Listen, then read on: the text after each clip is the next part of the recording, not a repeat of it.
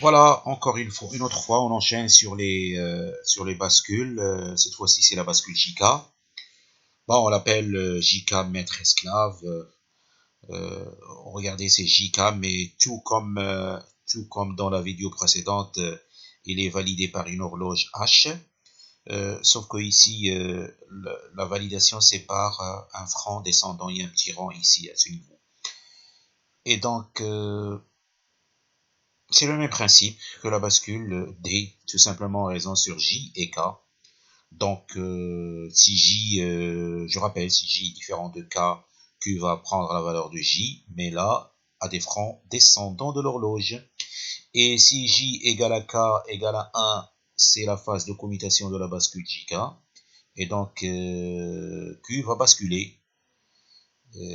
Si Q était égal à 0, il va devenir 1. Et puis si c'est 1, il va devenir 0.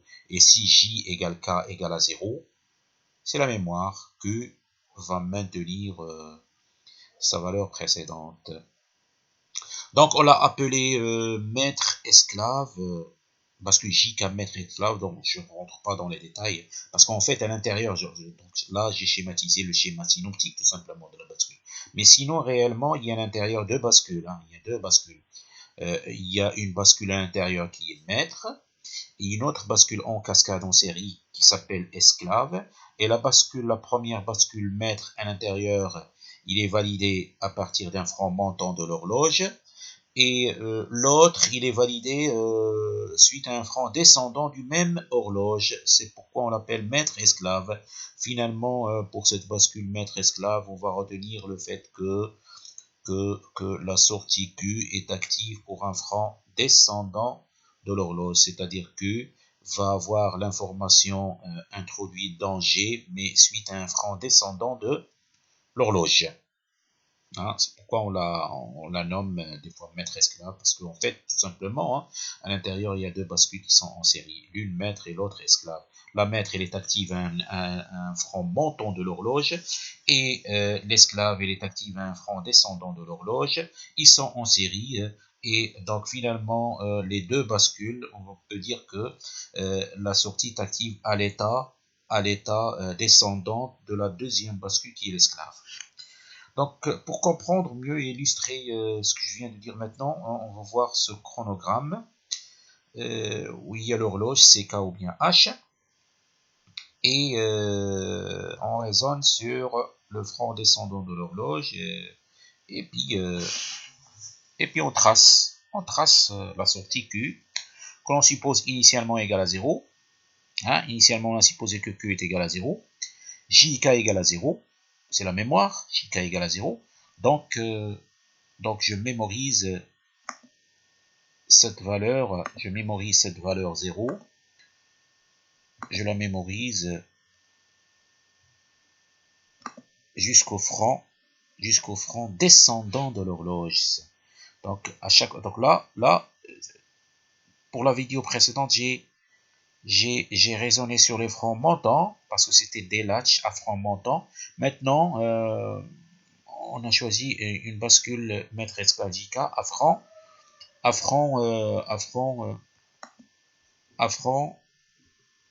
descendant. Voilà, en raison sur un franc descendant. Donc, et ici, à ce franc-là, j'ai 0, 0. Et donc, c'est 0.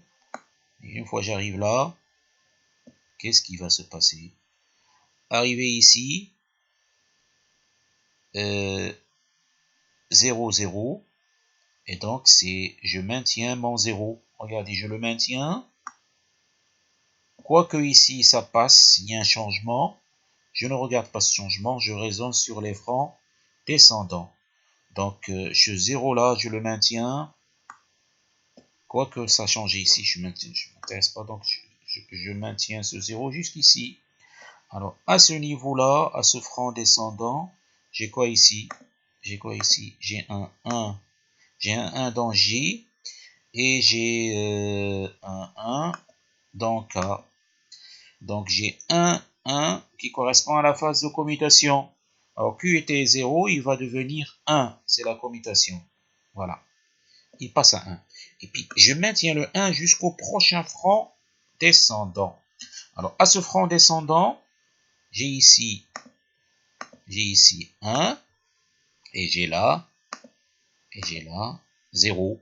Alors, 1 et 0 correspond à la phase d'écriture. Donc, Q est égal à 1. Q est égal à la valeur de J qui était 1. Donc, c'est 1. Phase d'écriture jusqu'au prochain franc descendant. Alors, à ce franc, j'ai quoi? J'ai ici 1 et j'ai là 1. Si c'était la bascule RS, ça va être un problème. Mais là, puisque c'est la bascule JK, j'ai J égale K égale à 1. C'est la commutation. Si c'était RS, c'est indéterminé. Si c'était RS. Alors, commutation, Q était 1, il va devenir 0. Il va devenir 0. Et voilà, 0, 0, 0 jusqu'ici. Alors, à ce niveau, j'ai toujours, j'ai toujours 1. J'ai toujours 1, regardez, j'ai toujours 1. 1, et donc c'est la commutation 0, il va passer à 1. Alors ici, oui, à ce front-là, alors là, il y a un petit changement. J'ai 1 pour J, mais j'ai pour K 0. Alors c'est l'effacement, hein, ça reste le 1. Non, c'est plutôt l'écriture, et donc va prendre la valeur de J, qui est égale à 1. Donc il va rester 1. Et à ce niveau-là, j'ai ici, par contre, j'ai ici 0. Et j'ai là 0. C'est la mémoire, c'est-à-dire je mémorise 1, je le mémorise. Mais par contre ici, à ce franc descendant, j'ai là 0, mais j'ai ici 1. Et ça, pour la bascule JK, lorsque J égale à 0 et K égale à 1, c'est l'effacement, c'est-à-dire K, c'est-à-dire Q passe à 0, passe à 0, passe à 0, passe à 0 jusqu'ici. Alors à ce niveau-là, j'ai quoi? J'ai ici 0, et là j'ai 1, et c'est toujours l'effacement, et ça reste 0.